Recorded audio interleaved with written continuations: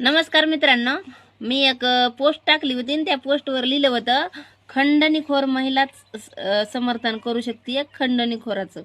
तर ह्या महिलेने मला कमेंट केली की म्हणे नवरा सोडून शिर्डीला राहती, कोणासोबत राहती ते पण सांग लोकांना.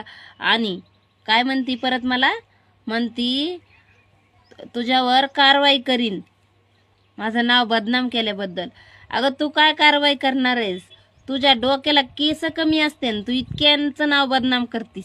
तुझ्यावर किती कारवाई होत्या मग? किती लोकांचं नाव रोज तू उठता हाकता मुत्ता तू लोकांचं नाव घेतीस. लोकांचं नाव घेतल्याशिवाय तुझं घर चालत नाही.